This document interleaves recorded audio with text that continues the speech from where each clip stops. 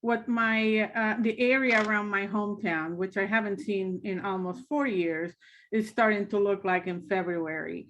Almond trees in bloom, and of course, a medieval castle in the background. And that will be the background that I will try and include and thread through the presentation. Next slide, please. All right, so as Pam was saying, we had planned at Mesa very, very carefully, and it takes a village to do that planning and collaboration and transparency. We had planned for about 65% of our classes on campus in the spring. Obviously, that didn't happen because we encountered some really significant enrollment challenges. So I want to go over a little bit on the numbers. As you can see in intersession, we had a very strong term. Not only did we exceed our FTES target, but we also were under budget and we had a very strong term. The challenges really materialized more for us for the spring. The numbers you can see on the spring in terms of the FTES and are outdated by 2 days because our enrollment, as Pam said, continues to trend up. And continues to trend up because of all the hard work that the entire campus has done. And first and foremost, the deans and the chairs have done an amazing, difficult, but skillful job at dealing with what do we do with these classes, what's the best way to address student needs, where do the classes fit. We developed a set of criteria that we continue to apply, and again, in a collaborative way. But it's not just the deans and the chairs, it's also our counseling faculty who work very closely with us in terms of both knowing what classes we are changing and also communication, like John was saying the other way, telling us, well, here are the things that our students are telling us they need. So that is precious, but it's not just only counseling, it's a lot, all student services, also the Office of Communication, and so many people. But one thing that I want to echo in terms of the magic that Eva was talking about, I want to give a big shout out to all our administrative assistants in the schools. We have had changes to schedules that at times numbered 50. And it's not easy to input all these things, change this class to that class in Campus Solutions. They have done an amazing job, and we could not have done all these changes without them. So thank you so much. All right, next slide. Well, since I am a medievalist, I always go back to, in my mind, to some of the great books in my field. And I borrowed one word here from one of the great books. I'm not going to tell you which one it is, but it's the word anatomy of a storm. As Pam was saying, now we are reflecting on what has happened, what continues to happen, and more importantly, how are we going to move forward? And before I address the anatomy of a storm, I am going to let you know that there is a group of deans and chairs, including also Bridget and Eileen from counseling. We're exploring an application for an enrollment management, a strategic enrollment management opportunity, so we can actually address what do we look like in the future, how do we come out of that. So just wanted to point that out. So I think the slide speaks by itself. Anatomy of a storm. Obviously, a storm has a lot of factors that go into it. But one of the clear factors that you can see here, by the way, is so clear. Our head count 5 semesters into this pandemic has really started to go downhill. In spring 2020, things were, 20,000. Look where we are right now. The number is outdated because as of yesterday, we were over 17,000, but still well below where we are. We need to, obviously, we have work to do to look at these numbers, and not just in the absolute, but also disaggregate the numbers. Who is coming, who is not, how can we re-engage students and keep the ones we have? And as I said, we will be doing part of this during our strategic enrollment management activities. Next slide. Of course, and as we are weathering this storm, again, that's another medieval picture here from a medieval map. We have kept in mind what are the compass, what are the things that guide us through the work. Well, equity and excellence is at the heart, but we have also operated with intentionality, constant reflection, need for continuous improvement, collaboration, innovation, retention is a key word that we are focusing on. Student success, disaggregated data analysis, re-engaging students, professional learning, and I'm very proud of the work that we have done in that, and sustainable practices. It's not just we have money now and we do this thing, we want to have sustainable practices, including those in professional development. Next slide. Well, here we go. That ship may have been, at times having difficulty with navigation, but we never lost our north. And more importantly, our students never did. Just want to share a handful of student accomplishments, and I'll just go starting from the left. Our student Aliyah Nojadera was awarded a $1,000 scholarship by the California Law Pathways. And I want to thank Professor Michelle Rodriguez for her leadership in this program. Our Mesa tutoring has been serving since from fall 2020 to fall 2021, 2,200 students in almost 16,000 online tutoring sessions. And you can read an amazing recap of what our tutoring services are by 3 of our tutors, including our own Natalia Trent. Our OER savings are just over the roof. For the second year in a row, we have saved our students over $1 million in 70 courses, 409 sections. I want to thank Lisa Berger for her amazing efforts. We work together. As soon as we have a scheduled draft, she actually sets to work to talk to faculty and share OER possibilities with them.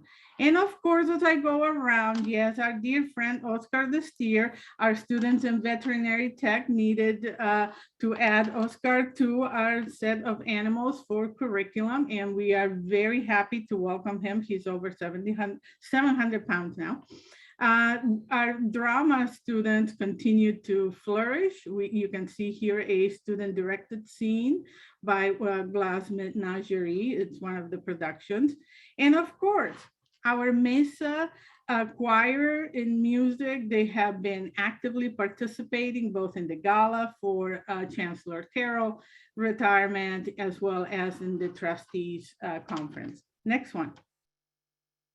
Thank you. And I love this top part, and I want to thank Professor Pavel Consuegra for sharing this with me. You can see here a repertoire, a sample of our students who engage in really good internships in the community, from Northrop Grumman to a radio station to Scripps Research Institute. Others did it at restaurants. Our students are amazing, and they never stop learning. And so our athletes, as you can see, not only did we, did an amazing job. And when I say we, I really mean Ryan and all the athletics personnel and faculty, making sure that our students practice in the fields, competed and won. As you can see at the bottom, our men's cross country are the state champions yet again. So congratulations. And also our students in the teacher ed program. Thank you to Professor Jorge Villalobos for his leadership on this. We continue to cooperate with San Diego State University and had 11 students join this program that provides support for students while at Mesa and as they transfer to San Diego State. Next slide, please. All right, so we are cooking and we have a lot of amazing projects that we are very excited about. I'm going to start with CEAR.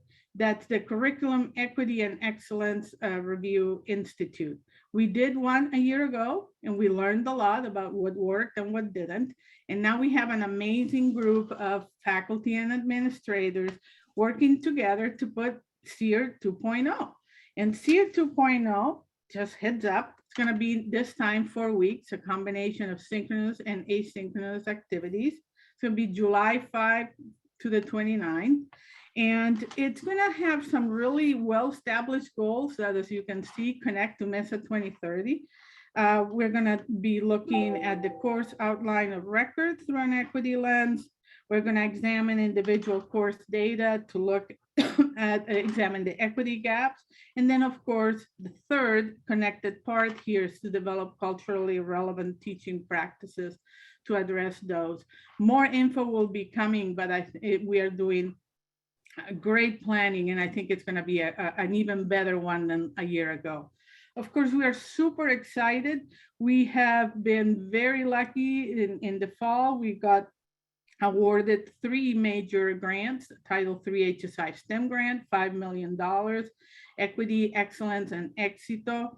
Then an Annapolis grant, Equity, Empathy, and Excellence, Uplifting and Transforming Campus Culture Through a Capua Lens. And the latest one, a National Science Foundation grant, $200,000. And of course, the Annapolis one is $1.5 million. The Scientific Community of Practice in Education Scope project is a partnership between STEM faculty, and that will be Jen Snyder, and Work-Based Learning, Caitlin Choi. Thank you to both of them.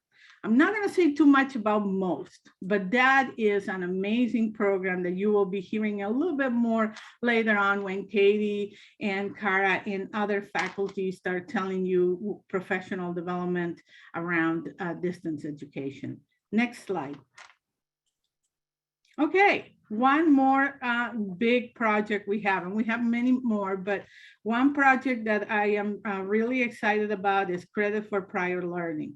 We have an amazing group of what we call CPL champions, and we are very happy to welcome Vicky Hernandez from the Veterans Center to join our group, because this is obviously a really important initiative that will help a lot of our veterans. So now, how do we give credit for prior learning? There are a variety of ways. We have credit by exam, which we had for a while, and we have a very robust set of courses that our faculty approve and review. So we have 43 so far. And now we're examining how to establish an infrastructure to award credit for prior learning. And of course, we are looking at portfolios, we are looking at industry certification and licensure, and at the joint services transcript for military. Excuse me.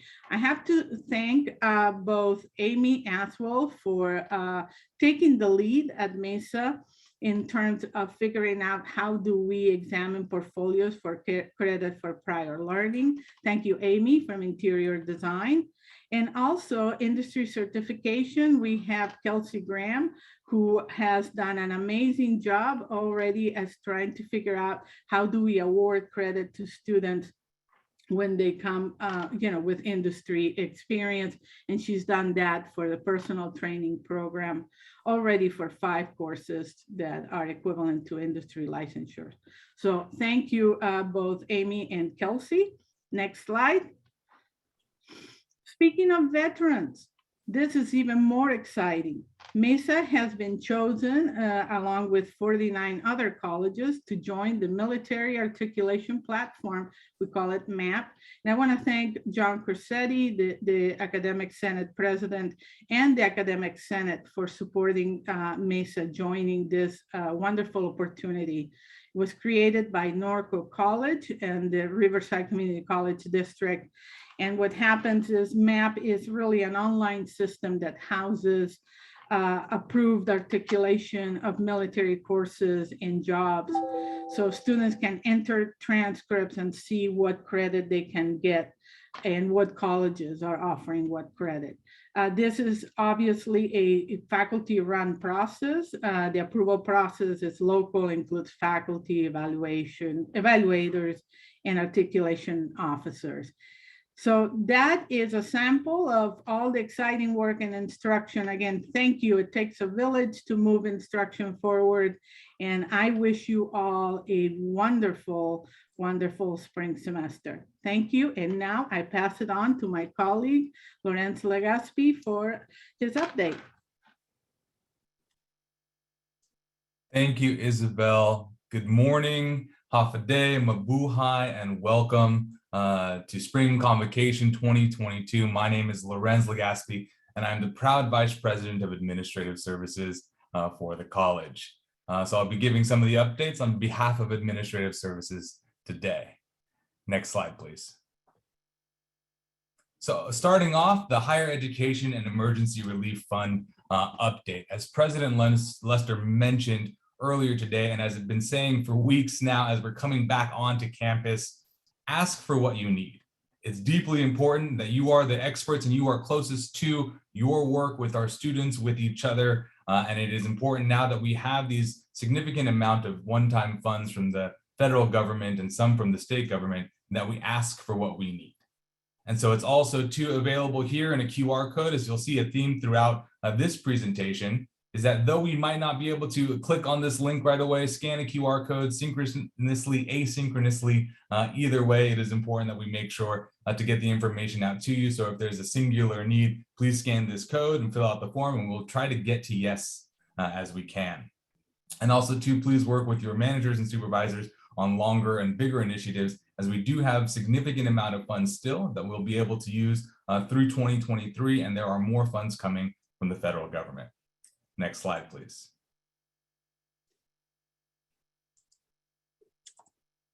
And so the governor's budget, again, some more information as it's very quickly here presented today at Convocation. There's a QR code of the chancellor's message and a joint analysis of the governor's proposed budget by some people that do that work for community colleges in the state. And I think the two things that I would like to highlight today is that the student-centered funding formula, as you've been aware, this is a new funding formula, maybe not new because it's been about 4 years now. As we're coming out of COVID, there was a concern of that we were benched at the 17-18 academic year. And as VPI O'Connor mentioned earlier, the cascading effect of how many students we have and the courses we are having to offer because of the pandemic and demand. And so now the new benchmark floor is proposed to be at the 2024 and 2025 fiscal year, which will be a great value to us, because then we will be able to have the funds that we earned or at that amount, and then we can use that as a new floor instead of going all the way back to 17-18. And also too, one of the areas I want to highlight in the governor's proposed budget for us is locally at SDCCD, $13 million in one-time funding for deferred maintenance. And as those that have been here for a while, and for new information for those that are new to joining us, we split that between deferred maintenance for our facilities projects and also too for instructional technology. These funds can only be used for instructional technology, and so they are accessible through the request form and also through things like the BARC budget allocation and recommendation process. Next slide, please.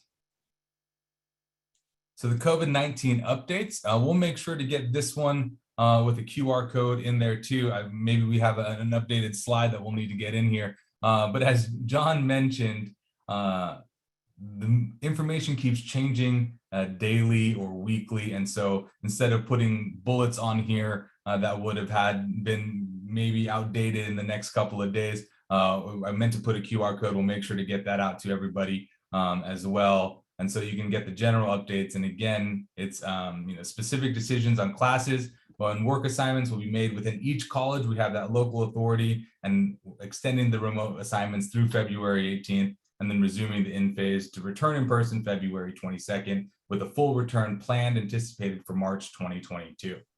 Also, 2 masks will be available around campus. We have mask dispensers, and ask a supervisor or manager if you would like to request an N95 mask. And we have those available for employees and for our students, and working with the deans and the instructional faculty right now, currently that have classes on campus or that will anticipate classes on campus these first couple of weeks on a process how to dole those out.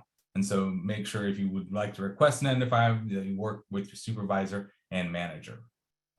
And then also too, the testing schedule down here, is available. And so for our students and for our employees of the district, we have free testing available. It's through our insurance, but it's a process that we can use any of these sites on the district's sites right here that we have listed. And so at City and Mesa and Miramar, at the College of Continuing Education and the district office, there are testing locations. And so as good practice, I encourage that people get tested as we can to make sure that we're stopping the spread as much as we can for the coronavirus. And we'll have, thank you, Carla, for adding in the links in the chat, and we'll keep adding those as we go.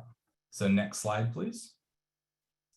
So you'll see another project coming up, some campus signage, some wayfinding, and this will happen over the next semester. And then the next slide, please. So just some information on parking. Students will not be required to purchase parking permits for this year, but please be reminded that they're not allowed to park in any staff or faculty lots at any time. And then also too, for us, we have for our employees, there are new parking passes. And if you haven't picked yours up yet at the police station over at the parking garage, we'll be able to you can pick up your new passes. And then next slide.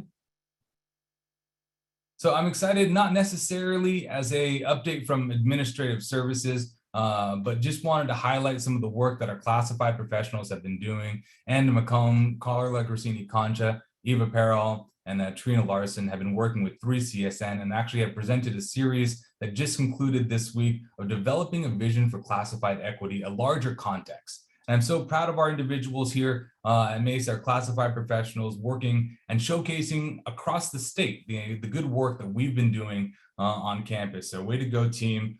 Keep up the good work. And thank you for sharing with other colleagues about what we've been able to do here at Mesa and continue to be able to do and continue to want to be better at here at Mesa. Next slide, please. And you've heard me say this for a couple of years now, the quad is coming, and the quad is now here. So in January 2021, this is what the quad looked like. And getting into April, some progress coming. And if we can go to the next slide, please. Here's the picture of the finished quad. As our president mentioned, feel free to drop by when you have a chance and walk through the quad, breathe the fresh air, socially distance, of course, and make sure that you have, some time to reconnect with campus as we are coming back. And the quad is a great way for that one. Next slide, please. And then for those that haven't yet been on campus or will be coming on campus, a little teaser and a reminder of how beautiful our campus is, a quick video.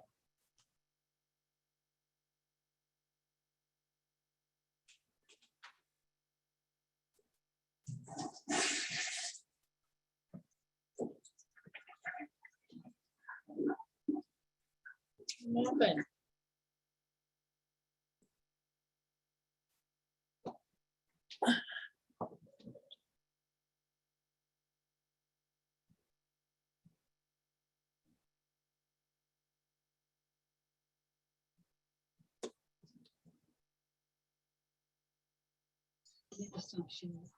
And shout out to Jennifer Kearns and David Brooks at our district office for the drone video of the quad on campus.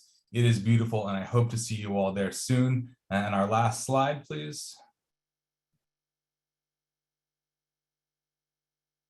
And just to close, you've seen this picture before. I'm so proud of the work that Administrative Services has been doing throughout this pandemic, thriving throughout as we can. And so we are Mesa, and we are proud to be here to help you and help our students. And with that, I'd like to turn it over to my friend and colleague, Dr. Ashanti Hans.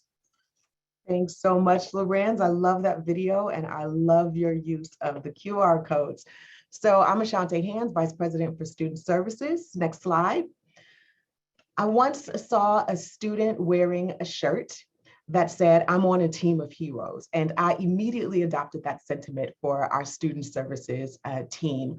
On the screen, our newest champions, not pictured, is Angel Aguilar Garcia, who will be serving as our counselor coordinator for Borderless Scholars and Dreamer Resource Center. Next slide. Regardless of time or place, we are here to serve our students. So information will be sent right after Convocation, letting you know how we are here for our students and our community in more ways than one. So the flyer will have our new hours for in-person services, our remote options, our 24-hour virtual chat option, and also live chat options that extend our services into the evening and the weekends. So when students return, we have made it easy for them to get in line without actually having to stand in line to meet with counselors. And we've even added some technology to help with printing and free scanning in the building. Next slide. Basic needs continues to be a core part of our equity efforts. So we want to remind you that the Stand Resource Center is open and that we are still offering our mobile markets and continue to have packets of food available in the Basic Needs Resource Center. Two of our newest initiatives include Mesa being one of 15 colleges selected to participate with the California Community College Foundation and their CalFresh Ambassador Program. So the foundation provided stipends, training, and materials for Mesa to have 16 peer ambassadors. The ambassadors submit monthly reports to the foundation on activities that they've been involved in to promote CalFresh, and most outreach events have been via social media due to the campus COVID limits. They have also taken part in activities like Campus Hunger, Homeless and Awareness Week, and our food distributions. We are excited to share that Michael Sanders has been hired as an adjunct counselor to serve in a basic needs position. And his focus is going to be serving as a housing specialist. So he'll be working on direct student support with a focus on, again, housing services. And we are in the process of setting up and training with the Community Information Exchange. This exchange provides back-end access to 211 community services and will allow our basic needs counselors and counseling interns to directly connect students to these services, and additionally provide us with information on the success of students getting connected to these programs. Next slide. We are continuing to perfect our craft. And so I just want to highlight a few numbers that we are very proud of. We've distributed over almost $9.5 million in direct aid to students using our HERF funds, and hope to match that amount this semester. Of those awarded in fall, 69% identified transportation as the most common challenge, followed by learning, housing, food, and health. By using our new app, students were able to access their funds or merchandise cards within 2 hours of being approved. And our new app is the Equity app. Because of financial aid and student affairs, stellar relationship with Project Success, they have provided us with $10,000 to support our basic needs efforts. This fall, the state allocated categorical funding to support colleges. So we are happy that Mesa will receive over $1.7 million to support our basic needs, mental health services, and retention and enrollment efforts. Our Promise program continues to thrive. Last fall, we served over 1,600 students in our in both of our Promise cohorts, and that is quite a jump from when we started years ago with just 200 students. We continue to cruise. Cruise is where we create rich, unique intellectual experiences, including being assigned peer navigators for our new students. So during intersession, our cruise program serves 60 students for our early high school graduate program and 40 students, including international students, at our special Saturday cruise. So due to the pandemic, we also piloted a new cruise for our second-year students. I'm excited to share that Mesa Journeys has had over 11,000 total clicks, resulting in recommendations on support services for students.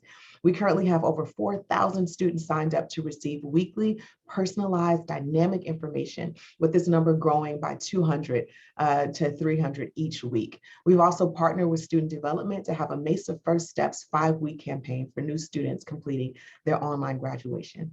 We've also completed our final Veteran Success Center grant funding report. These state funds were given to colleges to expand their centers, and I just want to let you know that we have been good stewards of those resources and have institutionalized or Masonized all efforts into our day-to-day practices and services. Next slide. Student Services has also prioritized engaging and re-engaging our students during these COVID times, and are launching campaigns in which students who participate in specific engagement activities will receive direct aid for taking steps towards their success. So counseling is doing a completion campaign for disproportionately impacted students who complete an education plan this spring. Student Affairs has campaigns for students who are attending our reorientation event, and for students who attend a scholarship workshop and apply for 3 scholarships. Student Success and Equity will have a campaign for students students who attend workshops as a part of their Bolstering Confidence for a Safe Return series. So each of these students will receive financial assistance, again, for taking steps towards their success. And by popular demand or request, counseling faculty are hosting a flex workshop on engaging students. Information will include engaging our students, early alert processes, and engaging in discussions concerning interventions to support student success. So we encourage you to attend. In a collaboration with Student Affairs, Student Outreach, and Student Success and Equity, we launched the You're All Set, No More Debt at SDCCD, a fresh start for spring 2022 at Mesa College campaign. So special letters and phone calls were sent to over 3,300 students, reminding them that their student debt was relieved and letting them know that we are thinking of them and encouraging them to rejoin us in spring. So on the right side of the screen, you'll see an amazing graphic that lets you know the work that we did, how many students we connected with, and what the top reasons for their withdrawal or not coming back. And those included the campus closure, a financial hardship, and some of our students let us know that they actually graduated and are transferred. So student services, administration, administrative services, instruction, and the Office of Communication have partnered with Motomatic. And Motomatic uses messaging platforms to provide best efforts to engage or re-engage our students who would otherwise be at risk of not completing their college degrees as a result of coronavirus. So our re-engagement efforts utilize social media platforms and focuses on students who stopped out between spring 2020 and summer 2021. So as of yesterday, our partnership has yielded 476 registrations for spring and 42 registrations for intersession. And the bottom slides show some of what our most popular campaigns have been. Next slide. So we are still planning for major events. Next week will be Welcome Week. Most of our Welcome Week activities will be remote. However, we will host Welcome Station on the 4th floor of the Student Services Center. And all other listed activities are currently being planned for in-person. So please save the date and keep your eye open for emails. Next slide. So as always, I say our student services story has great depth and breadth. So if you want to know about our current efforts to create the conditions that matter for our students to succeed, please visit us in person, remotely, and be sure to check out our monthly updates. So what I will do is announce that we will be back. Is it 5 minutes, 10 minutes, Pam? That would be 10 minutes, enough time to get coffee or whatever one needs to do. Fabulous. So we will see you back at 10:05. And special thanks to our student services team. I think you all are incredible. All right, we'll see you in 10 minutes.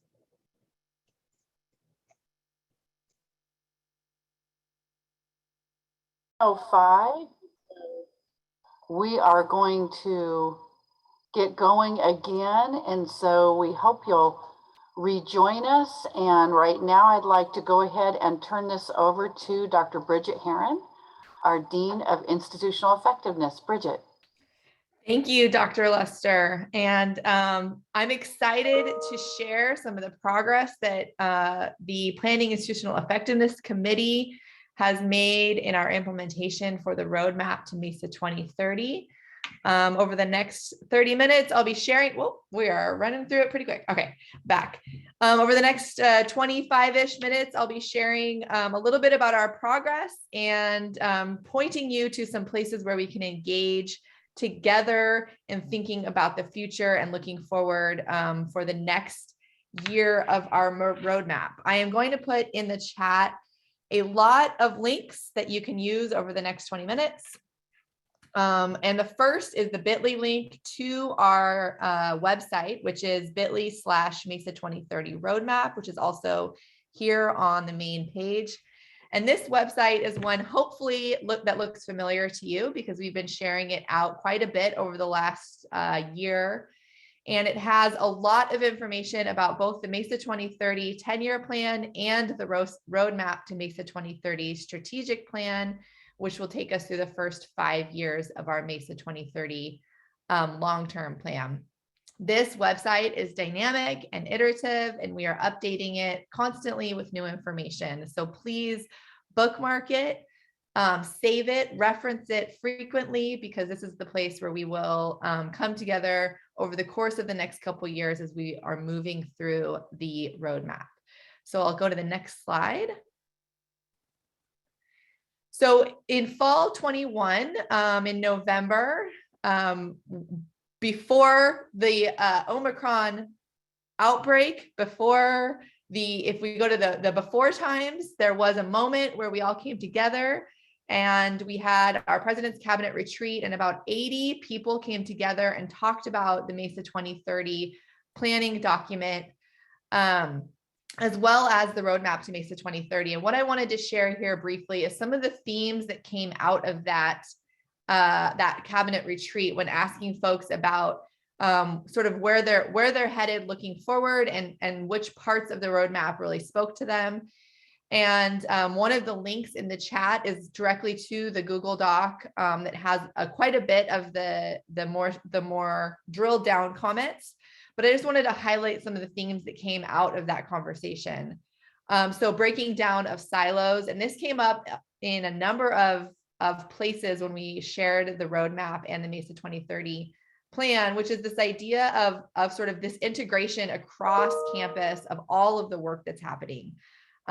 Typically, when we think about breaking down of silos, we're thinking about student services and instruction, but this was far deeper than that. This was thinking about all the different places that we can connect and integrate our work.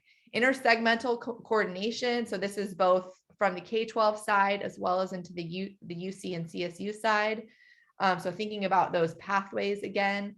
Alumni engagement came up. Strategic hiring. So thinking about how the hiring freeze of the first, 2 years ago now has impacted our institution, how the vacancies that are happening all over campus are impacting us, and how we can be strategic as we think about moving forward with hiring, as well as thinking about proactively developing a diversity hiring plan, which is part of the 13-point action plan from Ccd, and also has been integrated into the roadmap. Another theme that came up was embedded supports. So again, I really see this as part of our pathways work, right? How can we create supports that are embedded in the processes and spaces that students are already inhabiting, so that these supports are unavoidable, right? We put the supports in front of students that we know that they need, and we do it for everybody so that access is high and the equity gaps decrease. The next is supporting basic needs. This came up again quite a bit in our conversations. Again, and it does show up in the roadmap, this idea of supporting not only the basic needs around food and housing insecurity, but also technological insecurities, mental health support, which is the next bullet point on this list, to make sure that students have what they need to be successful in our institutions. Which brings us to the next point, which is normalizing mental health support and help seeking, creating spaces for students to have those conversations. And then last is clear, intentional, and mindful communication. And this came up both in terms of how we communicate with students and also how we communicate with each other. That we have a really clear way of spreading information, that students are aware of the services we offer and know how to access those services, that we're not overwhelming folks with communication, but that we're being intentional and strategic about how we send those messages out. So feel free to peruse through that Google Doc and see more about what came up at that fall 21 cabinet retreat, and thinking about how we're later on in this segment, we'll think about how each of us can contribute to the next steps of the Mesa 2030 roadmap. Next slide. So, if any of you are on social media, you know the how it started, how it's going meme. So this is kind of where my imagination is, right? When we started this roadmap process in spring of last year, when it was approved, we had this great set of tools, or this pile of well-defined lumber. And now we're building it, right? We're building the house. We are moving forward. And as we're thinking about this planning process, the planning is, and this came up also in many of our conversations, planning is just the first step, right? The implementation of these ideas, of these values, of these tenets is really where we're going to make the biggest difference. And it's really the most important part. So let's talk about how we have moved forward in the implementation of our roadmap. Next slide. So here we have two screenshots, and this is one of the, you can also access directly the website that these screenshots came from in that bit.ly link. And if you go back to the chat, you can see a number of links again that I shared for folks who are just joining us. So the first is the roadmap implementation document. And Eileen, if you wouldn't mind clicking on that roadmap implementation screenshot so we can get it a little bit bigger. So what PI did over the course of the fall semester is break out each of the strategic objectives that were part of our roadmap. And again, just as a reminder, the strategic objectives were organized around our 5 Mesa 2030 goals: completion, pathways and partnerships, community, scholarship, and stewardship. And each of those Mesa 2030 goals had around 4 to 6 strategic objectives that we would engage in over the next 5 years. So essentially, these are the priorities of the institution and sort of our first pass at engaging in action items that we believe will move us toward where we want to be on our Mesa 2030 goal. So if we're looking at, if you want to scroll down just a little bit, Eileen, so you can see just an example, those first 4 items, those first 4 rows are the strategic objectives that are associated with our completion goal. And you can see as you move across the spreadsheet, what PI has done is we've identified coordinating bodies for each strategic objective. So what this means is that these groups will be responsible for helping to shepherd the process along for the strategic objective. In many cases, they're already engaging in the work, or they've been engaging in the work for some amount of time, or they've identified that the work within the objective as something that they plan to engage in. So many of these items are not new to these coordinating bodies. These are work that these groups are already engaging in. And then in the next row over, you'll see some collaboration groups. So who top of mind groups that those coordinating bodies should be reaching out to as they're engaging in the work. And then a contact. So if you're interested in participating in this work, we also have some contacts here you can reach out to learn more about the work that's happening. And if we go scroll all the way down to the bottom, this spreadsheet also, there are some quick glance options. So you can see those blue. Let's look at the quick glance by coordinating body. So that original really detailed spreadsheet, I have a quick glance here that helps you to sort of see which groups around campus are engaging in which strategic objectives. So if you are a lead of one of these groups, you were informed at the end of the fall semester, and hopefully this is a good reminder that these are some items that should be front of mind as we begin to re-engage our governance work in this spring semester. So we can go back to the slideshow. And again, this is being updated throughout the progress of the roadmap. This is meant to be a dynamic document that grows and breathes and lives along with us as we engage the work of the roadmap. We'll go to the next slide. So how are we going to track our progress? So as we looked at on the original roadmap, we identified progress measures. And so the next step for us is to create some baselines and to look at all the places where these progress measures sort of align across various work and various places and plans across the state and the institution. So in that first spreadsheet, I'll have you click on, Eileen, the progress measures, so we can look at that a little bit bigger.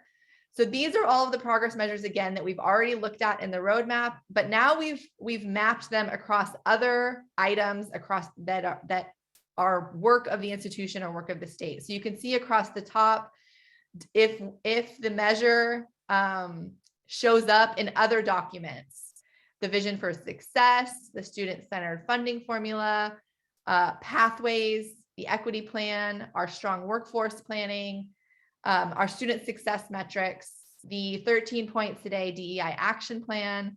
And then across on the very right-hand column, if we scroll over a little bit, I think that's the SD CCD District Goals, which if you were very quick to read Chancellor Cortez's email this morning, you know that the district is engaging in strategic planning right now. So we'll be filling in that column as that process moves along with the district. So you can also see along the left-hand side, there's some color coordinating or color coded rather, that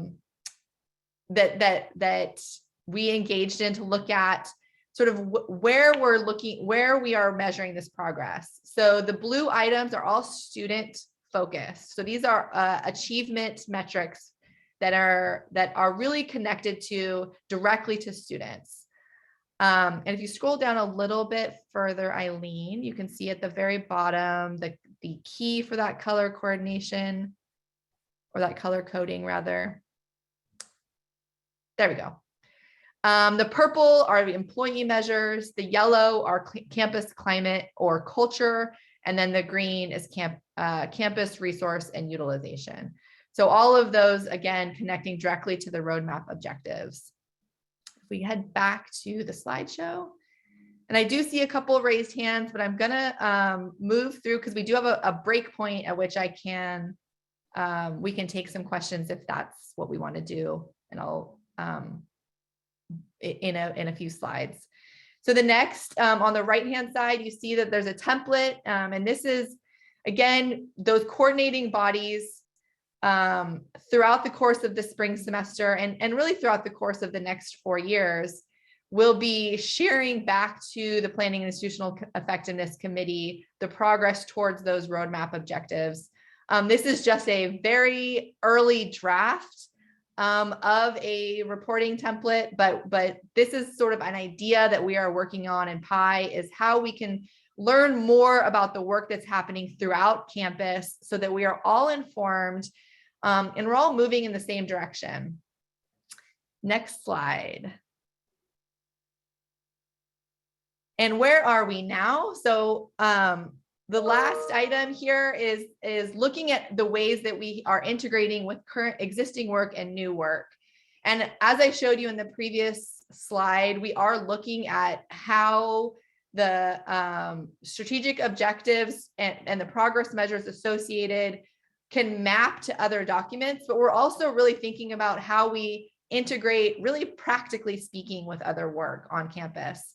So our program review steering committee is engaged in developing new workspaces that connect to the roadmap very clearly, very explicitly. We have a resource alignment work group that includes members from faculty hiring, classified hiring, and budget and resource allocation that are looking to connect those processes to the roadmap. As many of you know, we were awarded some new grants this last semester that we learned about. So that's a very exciting next step, and thinking about the ways the roadmap can be a framing document for those projects. We're also looking at the Mesa Pathway, within Mesa Pathways, engaging student success teams and data coaching, which you will learn a lot more about in the next segment, and how the roadmap and the objectives within the roadmap are really guiding that work. Over the break, I've met with the professional learning folks in the loft, as well as the campus employee learning representatives, to talk about the ways that professional learning is utilizing the roadmap to plan their work. Met with the foundation to look at their strategic planning process and how their efforts are also aligned with the roadmap. As you know, because we've talked about it quite a bit, the Ccd DEI action plan is integrated very explicitly into the roadmap. And then our environmental and sustainability committee is engaged in beginning the climate action plan that shows up in our roadmap as well. So this work is happening everywhere. And there are, I'm sure, many other bullet points that could show up on this slide that I didn't think of. And this is just a demonstration of how many individuals who are involved with this work and how important it is for the entire campus to engage in moving in the same direction with the roadmap goals and objectives. Next slide. All right, so this is where we get to take a quick moment to think about our own work. And Pam, I mentioned that I could take some questions. Do we want to do that now? I could take a pause. There's a couple hands up. Sure. Okay, perfect. Without having access to see all 375 faces on here, I'm not sure who has their hand up, or maybe it got put down. Okay, I'm not seeing any hands up. I'm looking at the participants. I am not anymore either. So maybe it was an accident. Okay, well, Okay. so we will move along to the activity. So again, I will post in the chat a series of links. And those links are going to take us to a number of places. But if you scroll down in those links, you'll see the looking ahead, which is a bit.ly link. Again, you see it on the screen here, Mesa 2030, looking ahead. And there are 5 Padlets that we've already started filling in our last convocation around completion, community stewardship, pathways and partnerships, and scholarship. So we're going to take a quick minute here, and I want everyone to select one of those Padlets. The one that speaks to you the most, the one that is most integrated with the work that you do. And I want you to open up that Padlet and take a couple minutes to think about, and if you want to click on the bit.ly link, that would be great, Eileen. And I want you to think about how your work in your area, your unit, your department can be guided by the strategic plan, right? The roadmap to Mesa 2030. What are some action plans or action items that your team, yourself, your unit could engage in that connects to the strategic objectives below? And for each Padlet, you can see the goal, and then you can see all of the strategic objectives. And this really can serve as the beginning seeds for what our program review spaces might look like next year, right? So thinking about the action plans, the goals for your area that connect to the roadmap. And we will take about 3 minutes. And I know that's not a lot, but this is just seed planting at this point. So we'll take about 3 minutes to go ahead and engage those Padlets.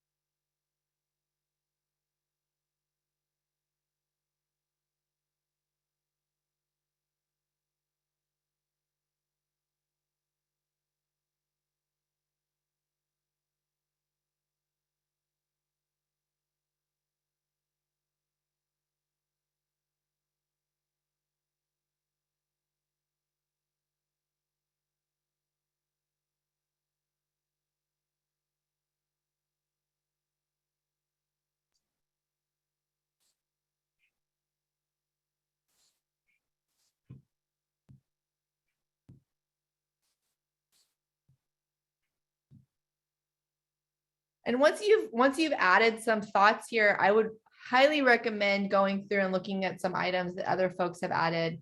There is a lot of really rich information in here that can help inspire us in many spaces and places throughout campus.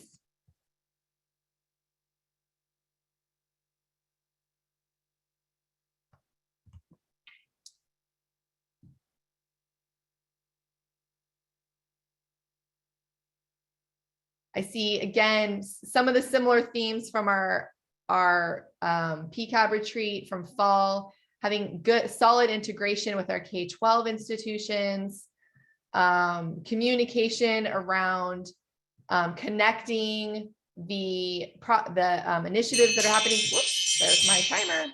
Connecting the initiatives that are happening throughout campus.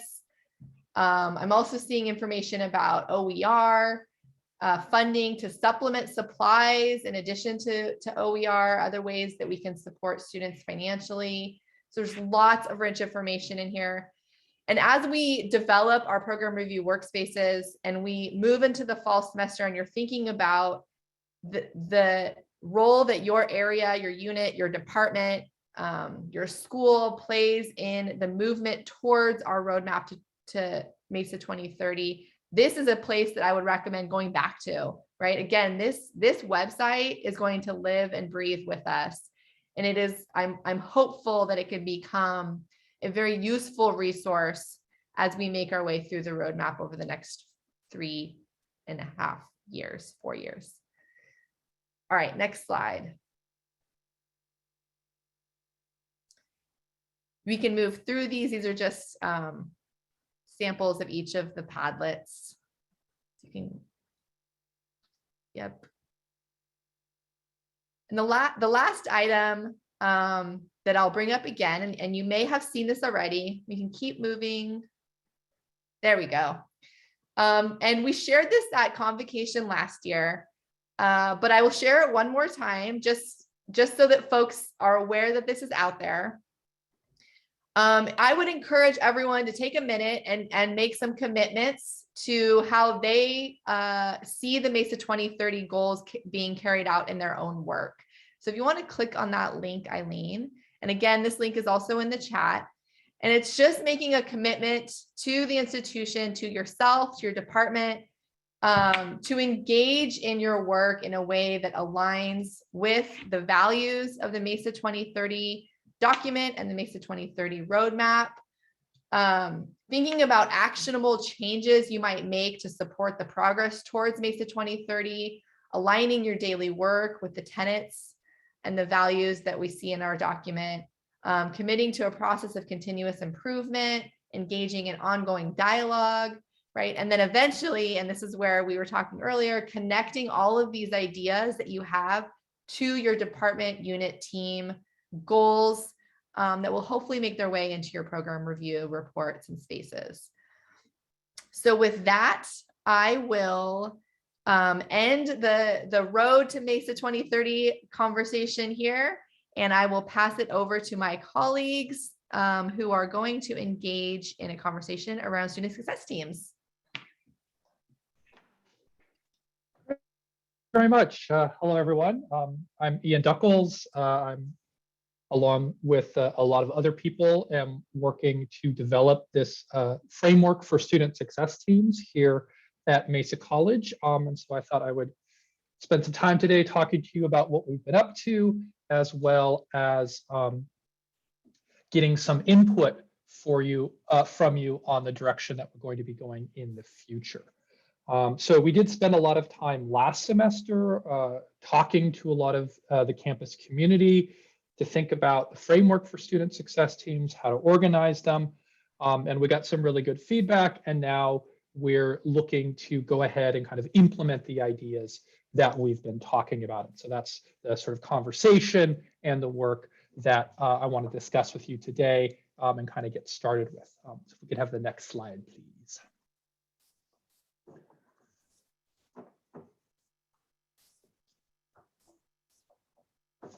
Cool, thank you. So First off, and this really does connect directly with what we've been talking about throughout this entire convocation, which is the goals of student success teams. And the kind of starting point here is this recognition that the educational journey for some of our students here at Mesa, maybe most of them, but at least some, and if it's just one student, I think that's enough that we need to do something. But for some of our students, it's very lengthy, it's confusing, it's costly, and it's inevitable. And so the goal of these student success teams is to help address a lot of those concerns. This is, of course, part of the broader kind of guided pathways or Mesa pathways approach, where the goal is to shorten the time it takes students to complete their educational goals. And when we're talking about student success, we've decided to use the kind of 3 metrics that are listed here. And it's worth noting that all of these metrics are part of the Mesa 2030 roadmap, which Bridget gave us such a nice discussion of and has been working so hard on for these past few years. So we're looking to increase completion. So that's the percentage of students who complete their educational goal within 6 years. We're looking to increase term-to-term persistence. So that's the percentage of students who continue at Mesa from term to term. And lastly, we're looking to increase course success. And that's, of course, the percentage of students enrolled at census who complete a course with a passing grade. So the idea behind the student success teams is to provide a structure for intervention to help improve all of these metrics. If we could have the next slide, please. So I think the student success teams, obviously it's to help the students, but I think there's a lot of opportunities that this framework provides for us. So one is it provides more intentional delivery of academic and student support services to achieve student success. It can help us identify students who can benefit from additional supports and deliver resources to them. Of course, as with everything we do at Mesa, we're thinking in terms of equity, and these well-designed student success teams provide a very powerful tool to help shrink equity gaps. It can also increase student and employee engagement in the broader college community. And lastly, it can provide a framework for organizing and streamlining all these efforts. One of the issues I think that people often encounter at Mesa, all of us do, is that we're so big, there's so much great stuff going on that we're not always kind of communicating. We don't always realize all the great things that are going on and all the different resources that are available to help our students. And so that's another thing that student success teams provide an opportunity for, is this framework for getting students in touch with all of those different resources, helping faculty, helping classified professionals, and everyone on the campus recognize all the work that's being done, and again, deliver all those powerful tools to our students to help them succeed in their educational goals. If I could have the next slide, please. So as I mentioned, right, we ran these student success team roadshows last semester, and our group kind of met, discussed the outcome of those roadshows, and we have the following kind of recommendations going forward. So the first was there was a very clear preference amongst the participants to utilize our academic and career pathways as the organizing structure for these student success teams, and I'm going to call them ACPs as we go forward. These student success teams organized around the academic and career pathways, they will just be another source for student success, working in tandem with existing affinity groups. And I just want to mention, there is a lot of student success team work already being done at Mesa. There's a lot of great organizations. I don't want to start listing them because I'll forget a great organization that's doing great work here on the campus. But there are all of these resources, there are all of these people, all of these groups that are working around student success team like activities, and we don't want to replace them.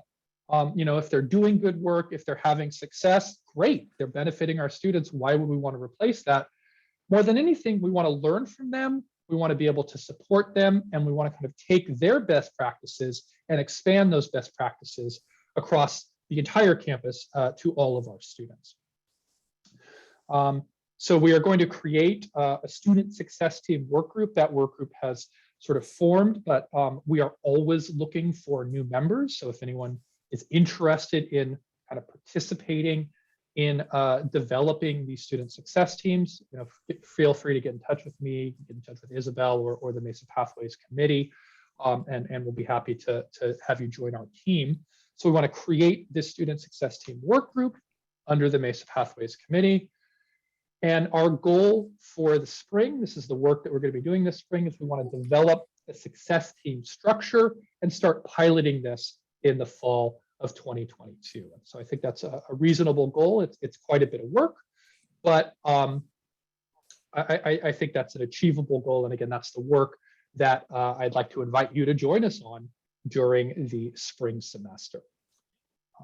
If I could have the next slide, please. And I got a direct message about somebody who wants to join. You're more than welcome. Please email me. It's easier for me to kind of keep track of it if you just shoot me an email rather than me trying to kind of remember who's direct messaging me in Canvas. So I did just want to remind you, these are the 8 academic and career pathways that we as a campus community chose. It feels like forever ago that this work was done, but it really, this is a decision that was made at the end of the last spring semester. So these ACPs are really only been around for maybe 6-8 months or something like that. But again, this is the organizing framework we want to use. These are the 8 academic and career pathways that we decided upon as a campus community. And we have sorted all of the degrees and certificates into one or more of these 8 academic and career pathways. And when I say we, I mean the discipline faculty sorted their degrees and certificates within their discipline into the categories that they determined were most appropriate for their disciplines. So this was not anything that, it's not people sitting in a smoke-filled room and putting this together. This was, discipline faculty thinking about their disciplines and making those kinds of decisions in what they feel will be the best for their disciplines. So again, these are the organizing framework that we intend to use for our academic and career pathways. Can I have the next slide, please? Okay, and I believe my colleague Gina Abbiati is going to take over at this point. Yes, thank you, Ian. Thank you. And especially, Ian, I want to thank you for all the work that you and so many others did working on the academic and career pathways, which is the first pillar of guided pathways, clarifying the path. We're now kind of shifting to look at the next 2 pillars, which are entering the path, which is helping students choose what path they want to be on, which academic and career pathway, especially for those that are uncertain. It's important to note that we have sort of a 9th option for those that are undecided. And then also staying on the path, keeping them moving forward and keeping them with that momentum, especially with the fact that we know that sometimes there are bumps in the road, and we want to make sure that we have timely supports to keep them moving forward. Just to kind of round out the 4 pillars, the 4th is ensuring learning. So just kind of putting those 4 pillars back into the minds of everyone, what the guided pathways work is focused on. We took much of your wonderful feedback and we've developed the goals that you see on the screen here. And we have these goals for the spring semester leading to the ultimate goal of piloting this program in the fall. And hopefully, as everyone's kind of said before, we'll be back on campus and we'll be able to be interacting more face-to-face with students. The structure, as Ian mentioned, will be around the 9 academic and career pathways, not the 9th one being for undecided. Part of the structure is going to include key members of instruction, counseling, classified professionals, and we'll work together to guide the students towards the many great services that Mesa already offers, and then also develop any supports that maybe we find are needed, that we could do a better job of creating. One thing that we've heard from many different examples or from different groups is that there's a need maybe for an early alert system, for example. We have certain times in the semester when students, something changes within their education plan. They maybe withdraw from a class, and it might be a key class that they need for their major. And what do we do with that information? And do we do those things proactively or reactively? If I can have, before I forget, we're going to be utilizing all of the work that we do this semester to put together a handbook that will kind of give a guide for what the student success teams will look like going forward. We know that within each academic and career pathway, there will be subtle differences, but there will be a lot of overlap in some of the support systems that students need. If we could go to the next slide, please.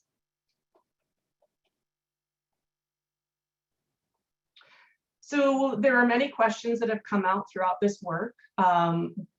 People have lots of questions about how do we have students show up for something that we build. Following Eva's lead from earlier about quoting a movie, you know, that quote from Field of Dreams, if we build it, they will come. Well, maybe we have to provide some reasoning to them as to what the benefits to them will be. We want to intentionally let students know why they might want to join a success team, but also keeping in mind that not all students will need a student success team. There are students that we have that come from families that are very supportive and they are very focused on their education. And we don't have to, you know, overwhelm them with a bunch of information that maybe is not what they're needing. This is really to reach out to students that we want to bring into the fold and help support them through their education. One key component for all of this, of course, is data. And so we recently created an additional work group focused on data coaching. And the goal of this work group is to create a team of colleagues who can assist students, the student success teams, by looking at key data to guide the work. So as an example, we could generate a list of, let's say, biology majors who haven't yet taken a key math course that they need for their major. And suppose there's 100 students on this list. Well, what do we do now with this information? We know, it's not surprise, you don't have to be a math professor to know that sometimes students avoid taking math. They want to put it off until the end, but we don't want to delay their time to transfer. So what do we do with this information? How do we reach out to them to get them on, to keep them on the path? And probably the most important part of it is, how do we look at this data from a disaggregated perspective? Would it change our approach if we looked at these 100 students and we saw that the greater majority of them were, say, Black and Latinx? I think that equity has to be at the center of all of the work that we're doing.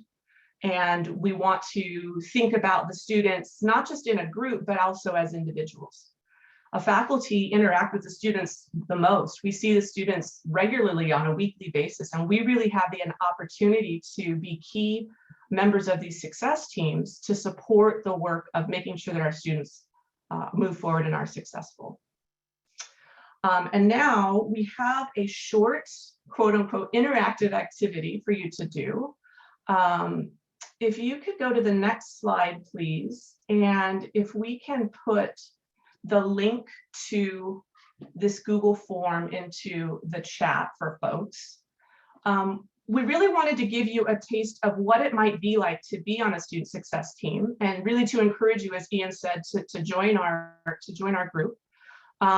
We've put together a specific hypothetical student. Looking at this student, it's a 30-year-old single mother of 2 who recently lost her restaurant job due to the pandemic. She doesn't have internet access or a car, and she doesn't have any experience in higher education, but she's looking to make a career change that's going to allow her flexibility to support her family. We'd like you to take a little bit of time. I think we've got just under 10 minutes to enter some responses for us. And again, this is going to be sort of the beginning structure for us of what support teams will look like, and start to drive our work forward in this handbook that we're working on. It's also worth mentioning that the Mesa Pathways group will be having a retreat in a couple weeks where we're going to be focused specifically on student success teams and looking at key students like this one. So I guess we will just focus on this for about maybe 9-ish, 8-ish minutes now. I think our next group is set to start at 10:55. I really appreciate everyone putting a little time in here, and we'll just have a moment of quiet reflection. Thank you. Thank you. And I just did want to reiterate that we are looking for individuals to participate on the work group from across the campus, faculty, classified professionals, administrators, anyone who wants to be involved with this work, do please get in touch with us. You can get in touch with myself, with Gina, with the MPC leadership, with Dr. Isabel O'Connor, and we'll get you involved in this work. So thank you very much.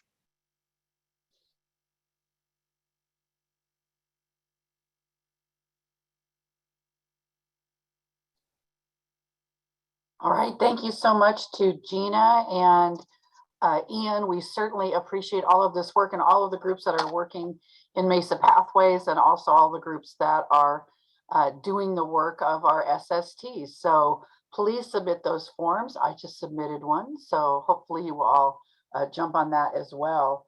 Next, we're going to be talking about faculty inquiry groups. And so Dr. O'Connor, would you like to introduce our group? It will be my pleasure to introduce an amazing group starting with Katie Palacios, a designer, and she's going to talk to us about a very excellent, comprehensive plan that we have planned, executed, and delivered, and continue to do so around professional development for distance education. Without further ado, Katie. Hi, everybody. I'm Katie Palacios, instructional designer in the Loft. Really excited to share with you today about faculty inquiry groups. Instead of me telling you about faculty inquiry groups, I created this highlight reel video that I think is going to show you some of the cool things about it, some of what's going on inside of these groups, and you'll see how they align, hi Jen, how they align to the Mesa 2030 roadmap. So Eileen, whenever you're ready, you can kick off that video. And there is sound, so let's make sure that the sound is playing too. And the captions. Hit that caption, that CC button. Thank you.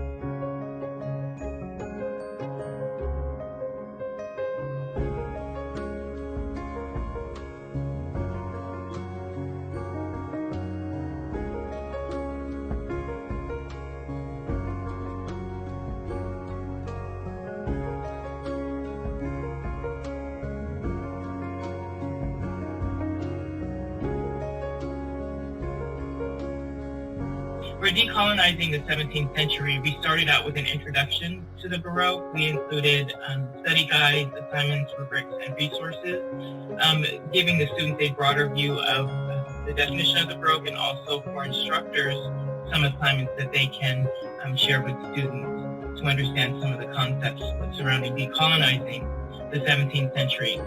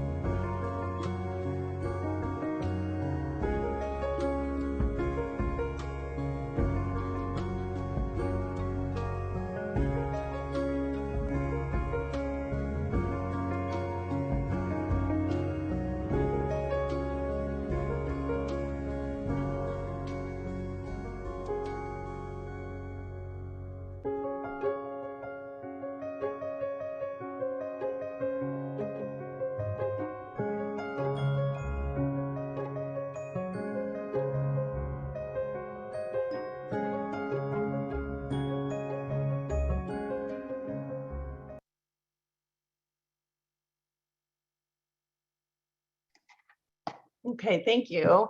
So hopefully that gives you a little taste into what was happening in our faculty inquiry groups. Thank you to, we had so many amazing participants, and faculty have been doing incredible work in those groups together.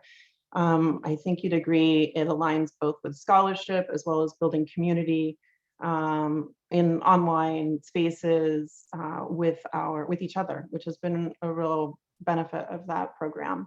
I've invited 3 FIG participants to share their experiences with us. I think if you go to the next slide, Eileen, I think Dwayne is up next to share about his experience in the Grading for Equity FIG. Dwayne, are you out there?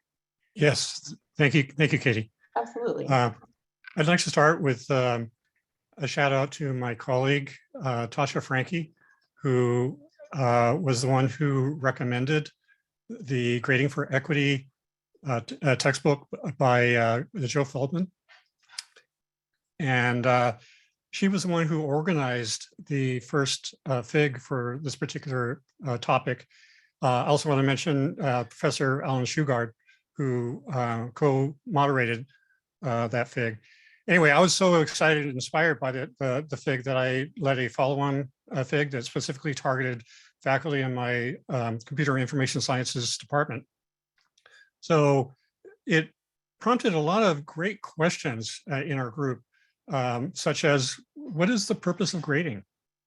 Whom is it that is served by grading, and how and why? There are ways of grading that serve the instructor, ways that serve the students, and there's ways of doing grading that serves the industry and community. So it's interesting to think about the different layers of intention behind our grading. Is there a bias in the grading that you don't see? Are your grades accurate? Do your grades mean what you think they mean?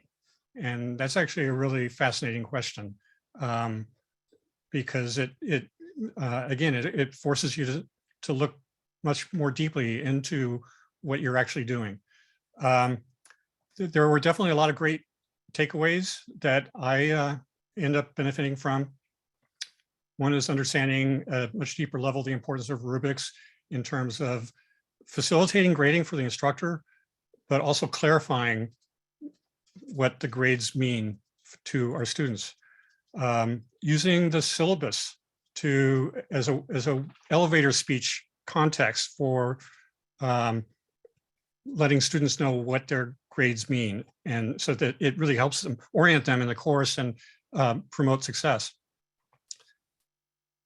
Grading for Equity has become a department mission. So the group that I led, we focus specifically on courses that we are refashioning, and we're focusing on ways of improving how we go about doing the grading so that we're getting the most out of them. And we're also looking at different ways that kinds of technologies that we can use, and technologies that we can actually build on our own to develop within our department that will support the Grading for Equity approach. So there's also the question of, well, what kinds of disciplines benefit from Grading for Equity? And I want to emphasize that this approach, none of it is prescriptive. It doesn't tell you what to do or how to do it. It will offer you examples and suggestions, but it's really all up to you. The intent of Grading for Equity is to put you in the driver's seat of your class and your students in the driver's seat of their success. So if you can see the relevancy of Grading for Equity for your discipline, you should definitely check it out. However, if you don't see the relevancy of Grading for Equity in your discipline, then I suggest that it's even more important that you take a look at it, because I guarantee you'll see something there. We're all grading, we all have to grade, and perhaps you should even consider investigating this as a department. It'll help you look at your discipline and the teaching of your discipline in fresh and exciting ways. So yeah, please consider it. Back to you, Katie. Thank you, Dwayne. Wonderful. Next up, I believe, is Emiko. Emiko, are you out there to share about your experience? Hello. Hi, take it away. Okay. I was part of the FIG that was called Equity and Inclusion in Art History. And part of the reason why we did the FIG is because of what is going on in the current trend of art history nationally. Most courses use European and Western art as a main focus for art history in the United States, such as Renaissance to modern or prehistoric to Gothic. And they separate other regions and cultures into focus groups, such as arts of the Asian continent or Native American art. Amidst this current trend of implementing equity into education, there's a national conversation in art history to switch the focus from a Eurocentric perspective to a global view.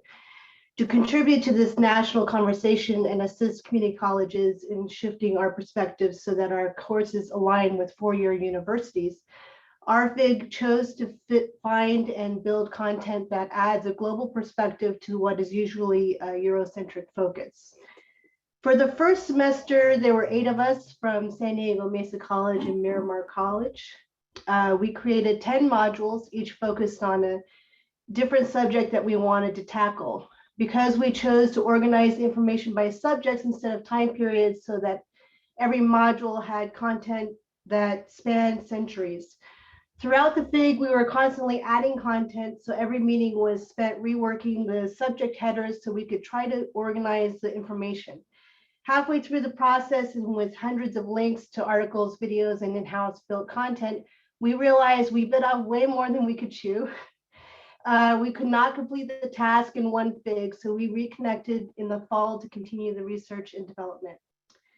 In the second semester, which was this last fall, we organized ourselves into 3 subgroups: an expanded view of the Renaissance, decolonizing the 17th century, and post-colonialism and globalization from 1960 to now.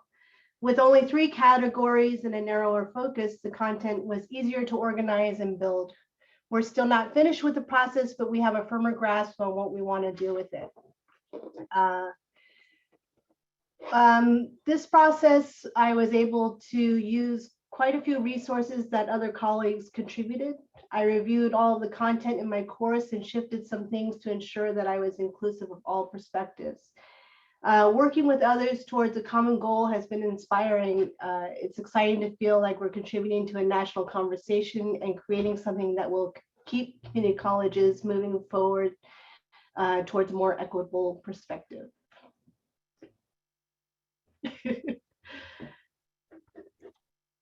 Thank you, Emiko, for sharing that experience. And next up, we have Juan. Juan, you're going to tell us about your experience in social justice and stats and standards-based grading in calculus. Are you out there, Juan? Yeah, I'm right here. Hi. Hi. Tell us. Yeah. Hi, everyone. I'm Juan. So I was involved in 2 different FIGs last semester. I was in charge of the social justice and statistics and SPG and calculus. So first of all, a huge shout out to my team because I didn't do this all by myself. So for my statistics team, Kelly, Andrea, and Gisu, and for calculus, Kelly again, Gina and Sharon, we all collaborated together to be able to do this really important work in math. So for social justice and statistics, something that we really wanted to do was focus in social justice and culturally responsive teaching. So one of the things that we ended up doing was that we redesigned a lot of our lecture notes and we designed videos mainly from 2 different websites, Skew the Script and Statsmedic, where we were able to look at different types of studies where students can be able to identify themselves through data and put themselves in their life experiences in the classroom. So one really good example is that in one topic where we deal with 2 sample proportion testing, we were looking at a study where we had both white applicants with white names and Black applicants with Black names. And we were able to see if there was really racial discrimination. And a lot of the conversations that were given in my classroom were actually very rich and powerful because students were able to look at some of these studies and say, hey, I feel like I've actually felt that kind of racism. And we had a lot of really good conversations, which you really don't have in the math classes. In the math classes, it's usually a lot really straight up. Here is kind of what the formula is. Let's go ahead and just do the math. And being able to see the life experiences that a lot of our students have was really rich and powerful.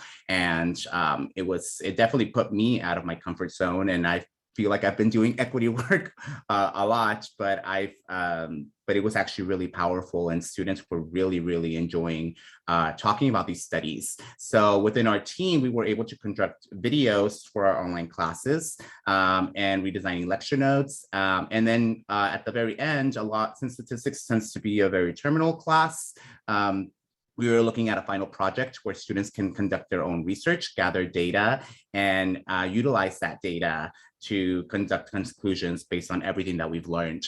So that's something that we kind of did in statistics. For SPG and calculus, so we did a little bit of a different approach when it came to grading.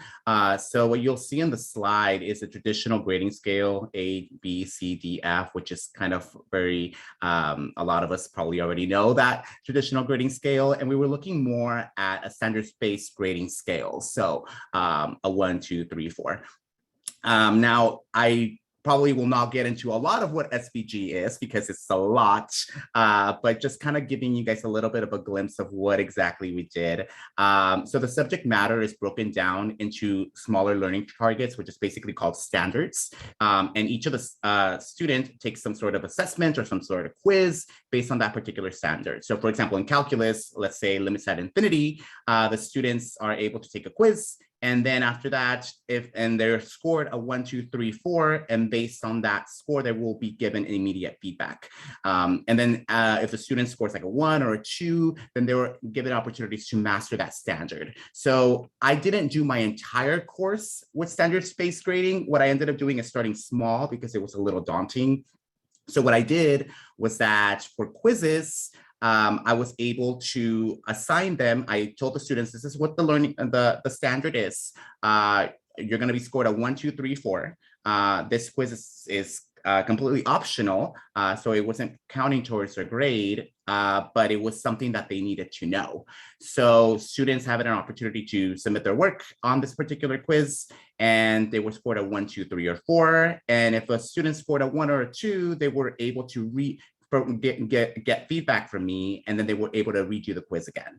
So, and if that is, even after the second attempt, if the student was not able to fully go at a 3 or a 4, then after that, they would meet with me personally to see where I can kind of fill in the gaps. So one of the really great things about doing that was that the students were much better prepared for the exams.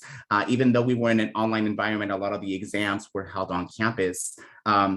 And they were able to retain information a lot better. So one of the really good things that I was able to look at, I was doing some surveys to see how the students were doing, and they absolutely loved this idea of having the quizzes because they were able to understand what exactly they needed to learn and be able to master it, even if they were not an expert in the very beginning, which we don't expect them to. So we did a lot of work with SVG and in calculus, and it was quite a bit. I mean, I'm not gonna say that everything was beautiful and wonderful, but I think one of the greatest things about FIGS was that you weren't by yourself, you had your colleagues there to help you out. So I would encourage you, if you are thinking about doing something in the classroom or trying something out, definitely do something like this, get some colleagues. And if you have any questions about what we did, feel free to email me, feel free to email any of my wonderful colleagues. We're here to support, and so is Katie. So back at you, Katie. Thank you so much, Juan. There's a lot going on in chat, and I so appreciate you sharing that experience. I'm so grateful for Dwayne and Emiko and Juan for joining us today to share this awesome work. Eileen, you can go to the next slide. And just a thank you to all of our FIG participants. It's kind of been one of those things that we've been building as we go. And so people have jumped in kind of when it's still being built, right? And it gets better each time. We've run it now for 2 semesters, and I'm just so grateful for people's willingness to participate and connect with each other and do this important work in these spaces. I love this tweet because this is innovation. This is creating these spaces and doing this important work of talking about teaching is innovative. And I hope we can continue to do this work. I hope we continue supporting FIGS going forward. You'll see there's the bit.ly link to learn more. We've got a whole website on FIGS, and there's lots of other FIGS that I couldn't include in my quick little video. And so there's other share outs on that website. We will be running them again. Thank you, Isabel, this semester. Proposals are due 2/28. If you can't submit it today, I actually have to make some updates to the proposal form. So we'll get an email out from Mesa Loft tomorrow once they're opened again. But with this, I wanted to pass it over to Christina Crosby, who's going to talk about MOST, another space where innovation is happening, specifically where faculty are discussing online teaching together. Christina, take it away. Great, thanks, Katie. So I just wanted to give you guys an introduction to MOST. We sent out kind of a couple emails last semester, and you maybe have been seeing our name, Mesa's Online Success Team, here and there. You'll also be hearing more about it with your liaisons at your school meetings this week as well. And so we're a group of fellow faculty trying to work together just to create and support the best outcomes for the online components of our courses. So this is whether you're teaching a fully online course, a partially online course, or even if you're face-to-face, how you can still bring in successful online components through Canvas or other elements to really help support what you're trying to do and your students as well. And so next slide, please. And I'll just discuss and go over some of the projects that we are working on, some of the different elements, how we're here to help you. So the first is at the top, you can see with coaching. This is an opportunity to meet one-on-one. You can talk with someone who is a part of our MOST team to really try to hash out anything that you're kind of thinking. So if you're not really sure kind of where to start, you have very specific concerns or issues or don't know where to go, you can get this one-on-one support to really help walk you through what would best support what you're specifically trying to do. We also have the course checkups, that second component. And so this one is going to roll out later this semester. We're working on a great little checklist that you'd be able to use to kind of evaluate, to self-evaluate your own course, to see maybe what elements you might want to update, where you're already doing well. And even if you're already really excelling, maybe just to find out some new elements that may have taken place that you're not sure of, to help you just continuously update your course so that we get the best outcomes for you and your students. We also have our online course design cohorts, and the first one will be going live next month. And so we're going to have a series of these. And the first, the refresh course, I'm going to talk about in a bit more detail in just a second. But just in general, these cohorts are going to be theme focused to help you with a specific area where instead of working necessarily one-on-one, you get a cohort of fellow faculty to work with as you try to change or refresh or modify your online course elements. We also have this very lovely toolkit that is there to kind of help you get started so that you're not starting from scratch. There's a ton of different resources you can use, some of them with links to like different templates that you can add into your course Canvas site. So different things to help you get started in a very successful way. Is a very clean layout. Shout out to Miriam who did this to help you navigate through in order to see the different elements that you want to check out. So definitely click that link. And it is by no means just a finished thing. What we hope to do with MOST is always continue updating and being there for you and showing you the newest things and helping you. So that will be an ongoing process. There will be new things coming out on that link as well.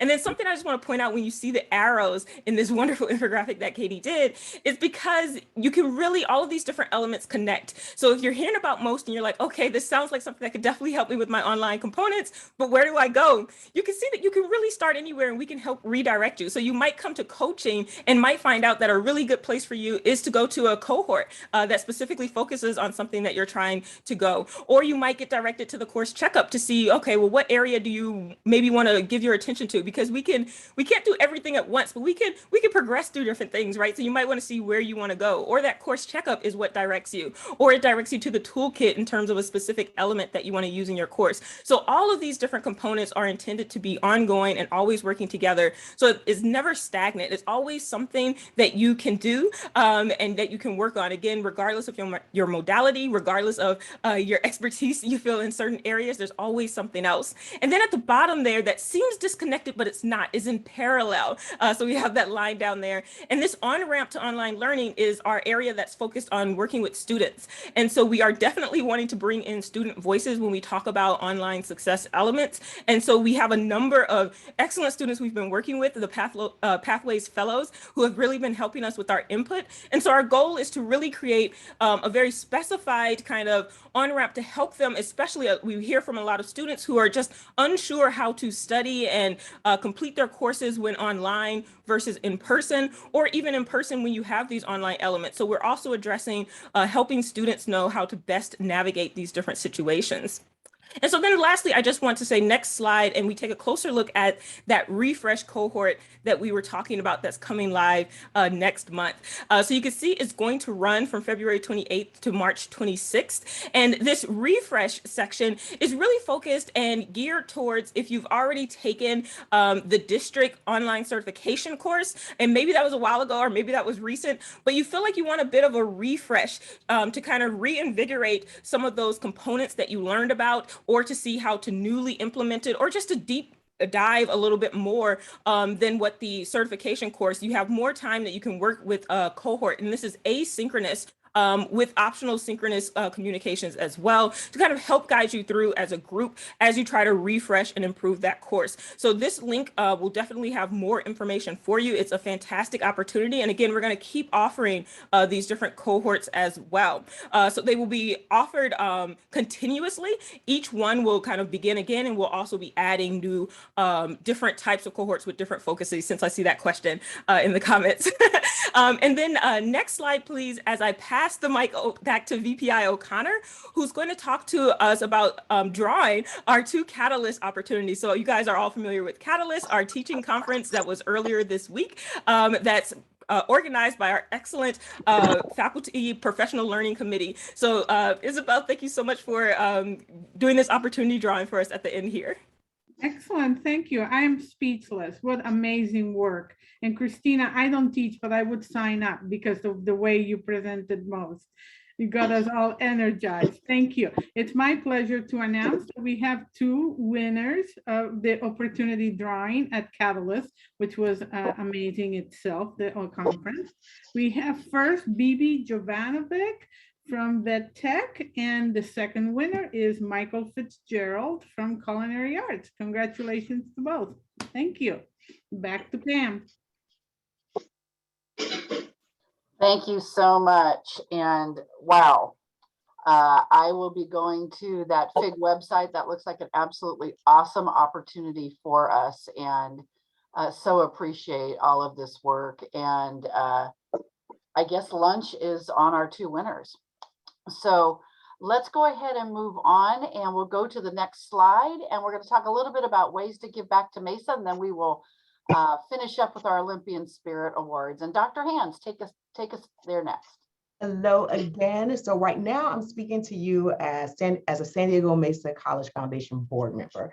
And while we can't physically be in community, our board has been diligently working to build community, support our students, and find ways for each of us to give back. So as we make plans to support our incredible students who are working hard to make it, yet have some who have limited lifelines upon which they can call when life throws them the unexpected, we are calling out a few opportunities for engagement that we would like for you to consider. Next slide. So the first option is to consider making a donation. So the board's vision is to raise $150,000 to endow our resiliency fund. So at the end of last year, we had $8,000 in matching funds. 27 people, many of whom are with us today, gave, resulting in $6,000 towards our goal. We then had a generous donor increase that match. So now anyone who gives will be matched dollar for dollar until we reach $13,000. So I'd like to take a moment to say that our illustrious president has made fundraising for our resiliency funds a priority for her in her retiring. So President Luster stated that she is so proud to be a part of Mesa is that thanks to all of us, We as an institution are exceptionally good at keeping the parts of our tradition that serve our students well, while simultaneously embracing evolution and improvement. As such, President Lester has set a personal goal to build a steady, permanent safety net for students via the endowment of our Resiliency Fund. So by June 2022, President Lester's goal is to double the amount you see on the screen and reach $300,000. So if you are interested in helping the foundation and our president to do our collective best for our students and permanently endow funds that will support students in perpetuity, please consider setting your own goal to give. There's no amount too big or too small. Any amount holds tremendous value for the future and the success of our students. So if you would like to give, please follow the link that will be provided in the chat. Next slide. We do understand that not everyone has the ability to make financial contributions, so not to worry, there are non-monetary ways to contribute. This year, we are opening up the opportunity for members of our community to serve on scholarship review teams. So teams only meet once or twice and are given 3 weeks to review scholarship applications. We'll even work with you to review as many applications as you feel comfortable. Training will be provided, and if you are interested in this amazing opportunity to hear the stories of our students and review scholarships, please follow the link that will also be provided in the chat. Next slide. If you don't see yourselves in options 1 or 2, we encourage you to work with our Office of Resource Development and the San Diego Mesa Foundation to discover other opportunities and ways to get involved and give back. So for this option, please contact Krista, whose information is on the screen and will also be dropped into the chat. So there's a proverb that Isabel referenced earlier too that says, it takes a village to raise a child. Well, we are the village for our students. And I hope that each of us will take advantage of these unique opportunities to support them on their academic journey.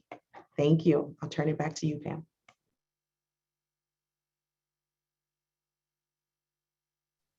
Thank you so much, Ashanti. And yes, we are excited to announce that we are going to be moving towards that endowment, and you'll be hearing soon about an opportunity to celebrate at the end of the year my retirement, and we will be making all of those fundraising efforts to benefit this endowment for the Resiliency Fund. It's so important that our Mesa Stand Resource Center have ready, able funds to go when students have emergencies, and this endowment will give us that permanent way to do that. So thank you, Ashanti, for doing that. Let's go ahead and move on to our Olympian Spirit Awards. If we could go to that slide. Wonderful. Here's some of our former award members. And so with that, I am going to go ahead and start in. So first of our winners this year, or for this semester, is Suzanne Kambata. Suzanne is our Director of Student Health Services, and she has done an incredible job. I don't know that she hasn't touched a human being that's been, in this room. So Suzanne's been amazing. She and her staff do all the contact tracing and work with us for all of the cases that we've had in terms of COVID. So Suzanne, thank you for that.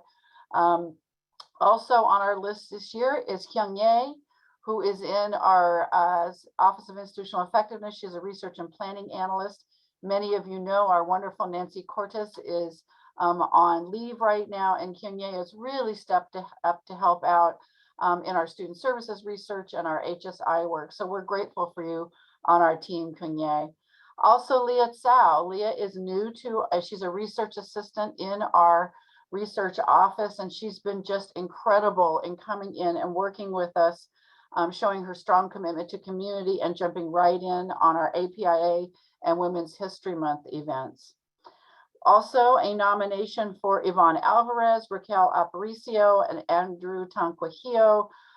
All the work that they've done to try to help our students in this remote environment towards, getting into classes and prerequisites and you name it. They have been working really hard to help people out, and it's just been remarkable to watch your work and I know all the phone calls that everyone makes to you. So thank you for taking those calls and answering all those emails at many hours during the day. Also up are instructional school administrative assistants, Susan Gregory, Andra Lellum, Allison Mona, Kathy Palestini, Ruth Sanfilippo, Simone Sherrard, and Mary Toasty, as I call her, the junior.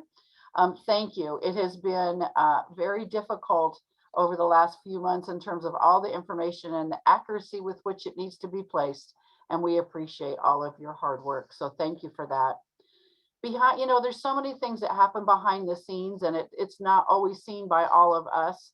But in case you didn't know, we have a Mesa live chat team, and it works all the time to help students with questions, probably has helped some of you with questions, but they've really worked hard to support students via this Mesa live chat service and continuously update over 15,000 automated responses with our bot database. It's really remarkable work. And so here is our team: Charlie Liu, Raquel Aparicio, Amy Bettinger, Jocelyn Werlinger, Van Chum, Karina Sandoval, Celine Ahern, Vang Tao, Abimeliel Rosario, Jessica Gaffney, Jennifer Phelps, Darian Dong, Charlie Shimazaki, and Alasia Metaphor. Thank you, all of you, for this wonderful behind scenes work that you do. Also, incredibly important work in our HSI work. Ikuko McAnally has just been amazing in the work that she has done. As you know, we have had both Letty Lopez and now Tony Parsons taking the lead in our HSI work, and Ikuko's been a rock star, keeping everything moving forward through all of those changes. And then last but never least, Alex Annapolis. If you haven't seen Alex, you may have emailed with him somewhere along the way, but Alex has been remarkable, and you will find this hopefully when you hit your offices. He has been the lead in getting our offices back up to date and to get everything moving again so that people can occupy their world. And so he's a great listener. He's understanding the needs. He's, you know, ordering equipment for us. And doing the best he can in some very difficult circumstances. I can tell you that I have him on speed text myself, and he has been just absolutely wonderful. So congratulations to all of our Olympian Spirit Award winners, and we will get your medals to your offices, and then hopefully you will be able to get to your offices soon. Congratulations. Hey, before moving forward, I wish I had some hold up, wait a minute music, because we have one more Olympian Spirit Award. So if we could go to the next slide. So each year, President Luster has been handing out Olympian Spirit Awards to members of our community in recognition of their work the previous semester. Well, the executive leadership team, and I'm certain the entire campus, has decided that in light of your retirement, that we are taking over this process, switching up the terms, and providing you, Pam, with the ultimate Olympian Spirit Award for your efforts over the last 11 years. Pam, we thank you for creating a San Diego Mesa College legacy rooted in equity and excellence. And over the past 11 years, we have come together in spaces like this to create community. We have broken bread together, we have danced together, laughed together, and even shed a few tears. We have addressed major initiatives and efforts surrounding equity, basic needs, guided pathways, student success, Mesa 2030, anti-Blacklist, men of color, and have been challenged and have grown together with special guests, including Dr. Claude Steele, Dr. Regina Stanback-Stroud, Tim Weiss, the Community College Equity Assessment Lab, and many more. So with each convocation, we have taken more defined and intentional steps towards becoming the leading college of equity and excellence. In spaces like this, we have breathed life into our moniker, We Are Mesa. And under your leadership, that has truly become a beautiful sight to behold. If we had a Mesa dictionary, which I think would be kind of cool, if you looked up Olympian Spirit, your picture would be right there. You described your service at Mesa as a professional pinnacle of joy and joy of your life. Well, we can say the same about you. With this, your last convocation, we say, thank you, Pam, and well done.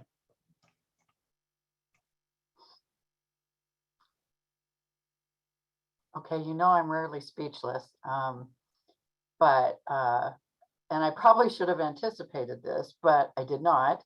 So thank you, Ashanti, and thank you for all the kind messages in chat. I will read every one of them.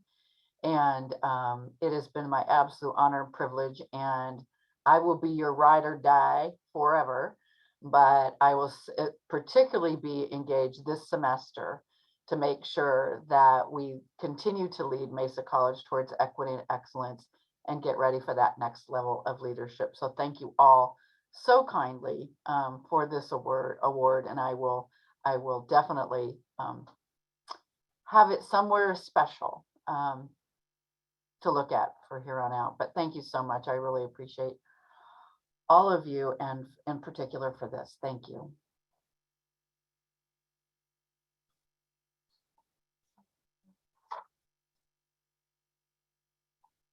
Okay, so thank you all so very much. We have lots of events coming up, which we will, it sounds weird to transition, but I'm going to try anyway. We have lots of events coming up this semester. And so first of all, I just want to thank the team in the President's Office and Communications and all the people that have been behind the scenes. Thank you to all of our presenters. Wow, amazing work going on at Mesa. When people say to me, doesn't it feel good to be back? I say physically, I'm sitting in a different chair, not in my house, but on my campus right now, but we never left. We've been here with our students and with one another since March of 2020, and we will continue to be so. So thank you. I love you all, and we will see you hopefully soon in boxes like this, but hopefully soon in person. Thank you all so very much. Have a wonderful semester.